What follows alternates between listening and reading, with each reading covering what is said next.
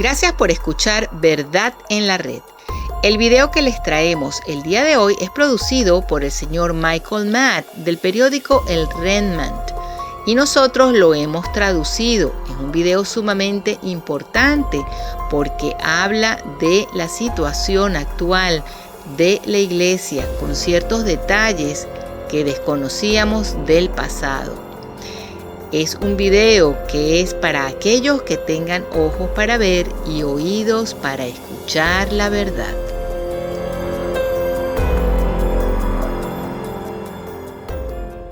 Ladies and gentlemen, from a catacomb buried deep beneath the streets of the New World Order, this is the Remnant Underground. And now, here's your host, Michael J. Matt. Okay, so everyone seems to be going stark raving mad, right? I mean, maybe me too. I don't know. Maybe Rob and I are going just as nuts as everyone else. But the world seems to be losing. Am I right, Rob? I'm very lucid. Oh, you are? Everything seems crazy. The latest thing that's got me confused is the Vatican's plan to hand out another Halo Award to one of its own. Born in Santa Sede. El Papa anuncia que Pablo VI será proclamado santo en 2018. Durante su discurso en el encuentro con los párrocos de Roma, que tuvo lugar el jueves 15 de febrero en la Basílica de San Juan de Letrán, el Papa anunció que el beato Pablo VI será canonizado en 2018. Al final del mismo, el Papa bromeó y fue ahí donde dio la noticia de que Pablo VI será canonizado en 2018. Hay dos obispos de Roma recientes que ya son santos, dijo, en referencia a Juan XXIII y Juan Pablo II. Pablo VI será santo este año, uno con la causa de beatificación en curso, Juan Pablo I. Su causa está abierta, y Benedicto y yo en lista de espera. Rezad por nosotros, bromeó. Se confirma así lo ya publicado por AZ y Prensa que Pablo VI será canonizado este año, probablemente durante el Sínodo de los Obispos o de los Jóvenes el próximo mes de octubre. Tras la aprobación de los cardenales, solo faltaría el visto bueno del Papa Francisco. And they can do whatever they want, whatever. But the idea that nobody is seriously kind of thinking that maybe something's amiss here in canonizing Pope Paul VI, that's the part that disturbs me. Nobody cares. Everyone thinks that's normal, something that we shouldn't even question. Paul VI, the architect of the new Mass, the godfather of the spirit of Vatican II, the man who removed his own papal crown and started the whole diabolical chain of events that led to Pope Francis. The Pope arrived in the city, which is known as the Bastion of the Reformation. It was an historic 12-hour visit, the first by a head of the Roman Catholic Church since the Reformation split European Christendom 4 centuries ago. He was warmly greeted.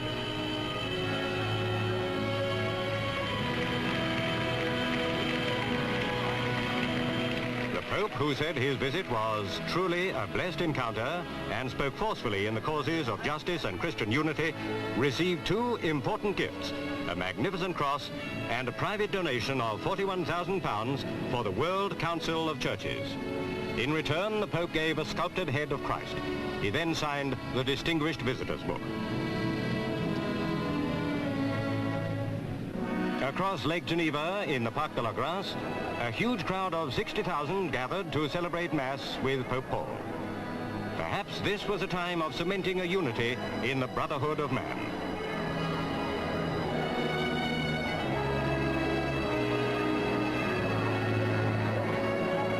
With the papal blessing, members of the faith realized that here a huge step had been taken towards eradicating age-old differences. Paul VI is going to get his own halo now? I'm not sure why this is. I'm not aware of any particular, cult or following or anyone calling for his canonization. They're just going to ramrod it through in the Vatican as they're wont to do. And they've got themselves a little supposed miracle now, which to me seems just this side of laughable. Well, I'm not a doctor, so someone can go ahead and send in a correction if I got this wrong. Here's how I see the miracle on which they're justifying this canonization of Pope Paul VI. There's this lady who's pregnant, and she went to Brescia in Italy, which is the birthplace of Paul VI, because her pro-abort doctor told her to have an abortion because the baby that she was carrying had a disease that sometimes results in birth defects when the baby's born. Well, I don't know who this lady is. She's not named, of course, but She prayed to Pope Paul VI for a miracle. And wow, Paul VI, of all the people to pray for when you're worried about, anyway, she prayed to Pope Paul VI for a miracle. And what do you know? What do you know? The baby was born without the birth defects. How about that? I mean, that's awesome. Now, here's where I have a little problem. There was never actually any sign that the baby did, in fact, have birth defects. You see what I mean? It was just a question of high risk. The child was high risk. The disease had a risk of birth defects. But in the end, the baby was born okay. That's it. I mean, this happens literally every day all around the world, that for whatever reason, the worst doesn't happen when you have a given disease. But for the Vatican, for the old fellas in the Vatican, it's a miracle. I mean, that's all it takes anymore. This I find embarrassing. So what I say, what really disturbs me is the lack of outrage in the Catholic world. Are you kidding me? That's all it takes. I don't know. Let me for a moment just be brutally honest here. And I premise it by saying I have to ask some questions, and I'm hoping that just in asking those questions, I haven't crossed any lines or boundaries here, but I think we should all be asking these questions. Because what we're seeing now, of course, is the canonization, not of individuals, but the canonization of the entire revolution of Vatican II. They're using canonization, the process of canonization, to make heroes of revolutionaries. I think we can all agree on that. So I'm not sure who takes this seriously anymore. I certainly don't down here, but we still want to look at this process. So the majority opinion among theologians in the past was that papal infallibility does, in fact, come into the canonization process, right? We accept that. And so under normal circumstances, you wouldn't come out and start questioning saints. Well, I don't know if it passes muster. But that was then when this consensus was made by theologians. That was then. That was before everything in the church kind of went crazy. So now, yeah, a lot of us are kind of concerned. I don't trust the Vatican's word. Do you take the Vatican's word on anything anymore? Would you leave your kids unattended in the Vatican? I wouldn't. I don't trust them. And I think a lot of people don't. But besides that, back to the canonization discussion, I mean, there must have been a minority opinion that papal infallibility did not come into the canonization process, right? So I think it's time to hear that. But the majority opinion, let's just stay with that for a moment. The majority opinion among theologians was based on what? It was based on established criteria, such as that the cause for a given canonization, the cause had to overcome all of the objections of the devil's advocate. And this was a tough guy. This was a guy who was not going to roll over. He was the one who was saying, no, this person is not a saint, should not be canonized. And he investigated to make sure that this guy that the deceased could pass all the tests, that he truly was a saint, that he truly was in heaven. Well, wouldn't you know, the devil's advocate, he's not there anymore. The devil's advocate has been eliminated entirely from the new and improved process of canonization. Does it make you a little nervous? And who was that guy? Who was the person that said, you know what? You know what's going to make this process better? If we get rid of the devil's advocate. Who's this person? And what was his agenda? Because without the devil's advocate, how do we know if the majority of theologians in the past would have still maintained that papal infallibility comes into the canonization process or declaration? We don't know that. It'd be like saying that a given murderer is, definitely guilty because he was convicted in a court of law, only to find out that the poor guy never even had legal counsel. He had no lawyer. So now in this case, there's no devil's advocate anymore. So the Vatican kangaroo court can pretty much do whatever it wants, right? I mean, that's how it seems to me. If you eliminate these things, they can do whatever they want. Well, then the argument, of course, is, well, no, because the Pope's words, with the declaration of canonization, those words suffice. Those are infallible. And again, maybe that's the case, but really? So what's the point of the process? If the Holy Father's words suffice for infallibility, obviously his infallible statement is based on the process. Obviously, a process that had to be worked out meticulously to prevent the Pope from making a mistaken declaration of canonization. You see? It worked hand in hand. And that process, by the way, in the past, it took hundreds and hundreds of years of meticulous research and verification of miracles and so forth before a Pope made the declaration. Thomas More, John Fisher, Edmund Campion, all martyrs for the faith. It took 400 years for them to be canonized. And today, Well, I remember Paul VI. When I was a kid, he was the Pope. Wasn't that long ago. They're just flying through these now, just pumping these guys out. Little saint-making factory. Well, it doesn't make any sense to me that the Pope would just get to trash that whole process of canonization, get rid of 2 out of 3 miracles, nix the devil's advocate, and maybe even canonize somebody for purely political reasons, and then we have to accept that as infallible. Well, maybe, but that doesn't seem to make sense to me. And it leaves the church susceptible to every manner of attack and scandal. So how can it be right? And why did they get rid of the old system, of the old process, of the old investigation before canonizing someone? Why did they get rid of all the sticky points so now we can just fire them off? Halo awards for everybody. And people say with respect to Paul VI, yeah, but Humanae Vitae, that was really a great thing. And you know what? It was. Humanae Vitae, the Pope's great encyclical on human life and against contraception, so it was a great thing. It was. But it was also a reiteration of previous church teaching. It also was not without some controversy because it equalized the ends of marriage, some theologians believe.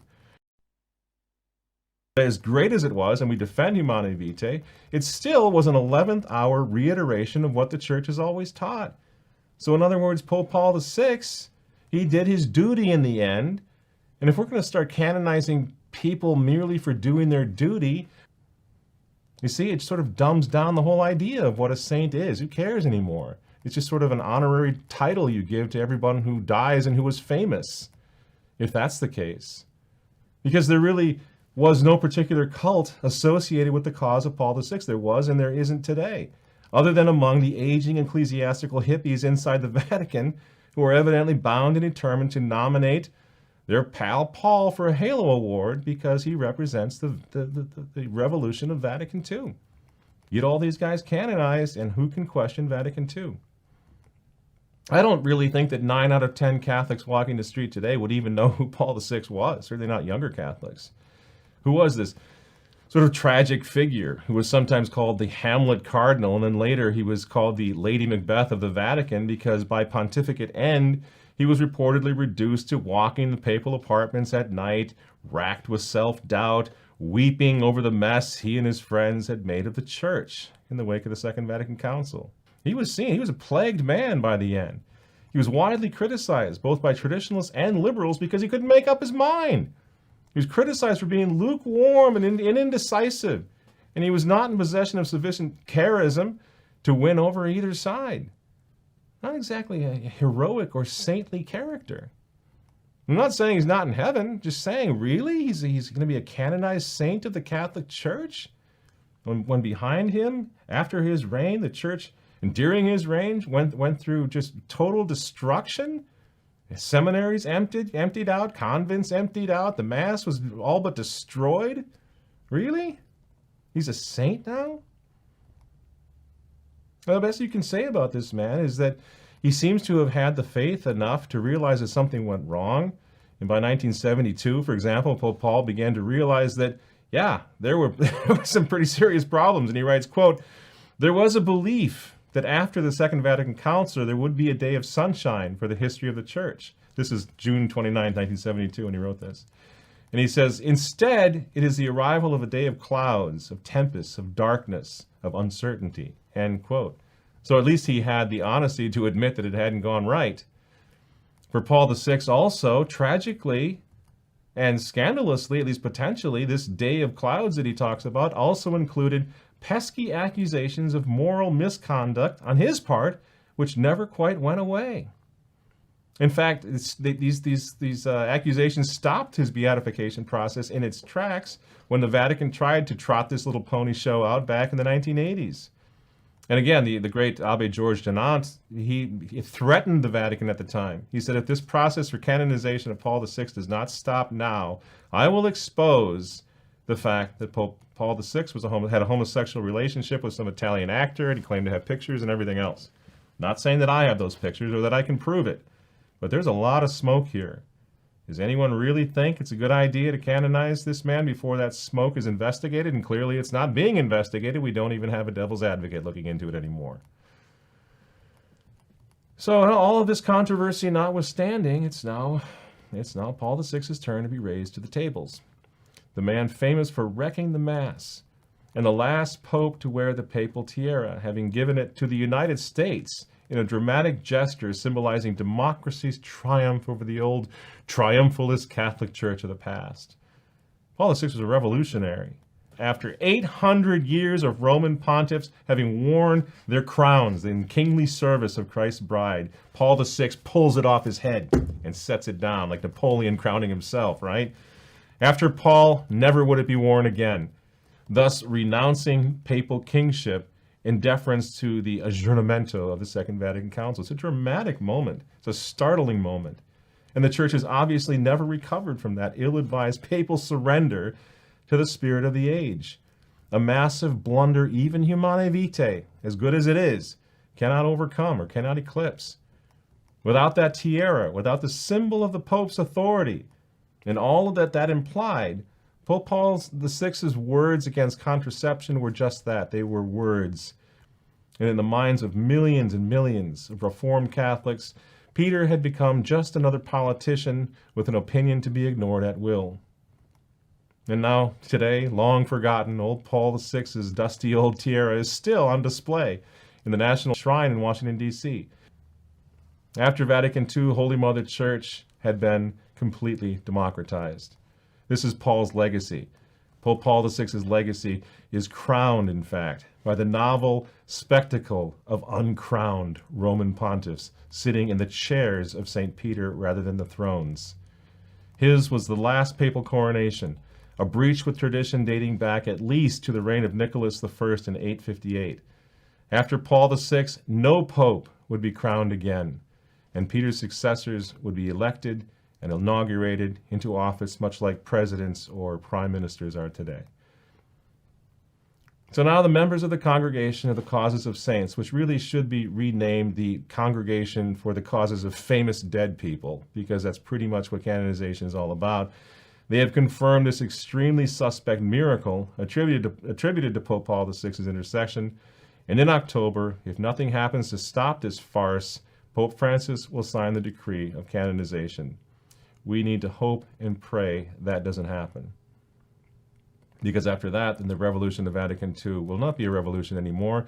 It will be a grand and glorious thing that saints oversaw for the greater honor and glory of God. But it should be abundantly obvious to anyone who is not asleep at this point that the modern canonization process has moved well past silliness and has gone straight into the depths of ecclesiastical narcissism. Anyone who believes, in fact, that the Holy Ghost is involved with this obvious political chicanery and opportunism is just drinking the neo-Catholic Kool-Aid by the vatful. The Vatican simply is out of control. Pope Francis is now siding with the Chinese communist bishops and stabbing Chinese underground Catholics in the back. Have you heard this? That's the latest thing out of the Vatican.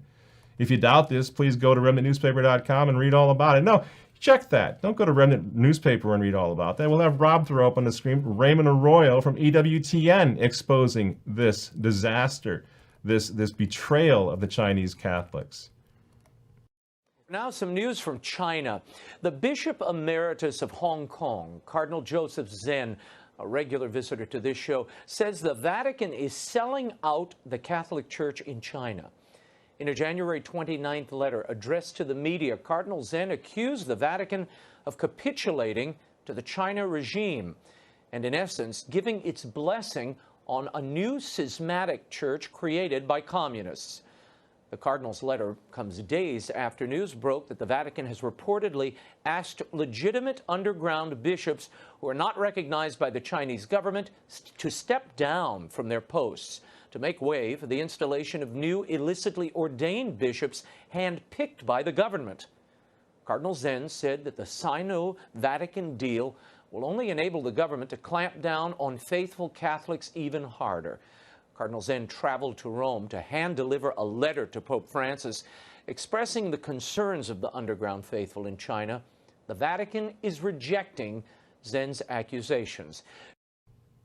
So with a few outstanding exceptions duly noted, it's undeniable that the Vatican today is crawling with politicians, rank modernists, and even significant representatives from the so-called Lavender Mafia. Powerful forces that have infiltrated our church and that are using the bride of Christ like a cheap whore to satisfy their own perverse agenda. That is what is going on here for those who have eyes to see. Who knows where the fiasco of Pope Francis's pontificate is going to end? But it's not going to be good. And one wonders what it's going to take for Catholic men and women worldwide to finally realize that they've been had and that they have to stand up and object to this obvious scourging of Holy Mother Church at the hands of modernists, revolutionaries. As far as we're concerned, down here in the underground, the gloves are off. We're going to keep coming out here every week and trying to expose the madness. Don't know if it's going to change anything, but at least we can start the conversation. Keep the conversation going, that there is dissent, that Catholics all around the world are not putting up with this, they're not fooled by this, and they're going to speak out against this, what's happening in the Vatican. So if you want to help us out, Rob will throw the icon up on the screen there, and we'll continue to come to you every week and fight. De ahí que papas legítimos como Pablo VI, Juan Pablo II y ahora Benedicto XVI hayan procurado mantener la nave eclesial en su rumbo, no obstante la espantosa tormenta de la apostasía modernista y el ineludible navegar del barco de la Iglesia en estas sucias y agitadas aguas. Naturalmente, los esfuerzos de estos pontífices auténticos no son bien vistos por herejes y apóstatas, así como tampoco es bien vista su gesta por parte de algunos sectores en extremo tradicionalistas de la Iglesia.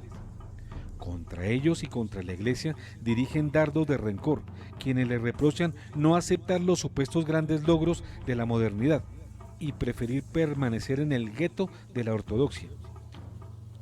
De igual modo, quienes le reprochan supuestamente el no haberse podido mantener incólumes a ese ataque brutal del mundo y de su época.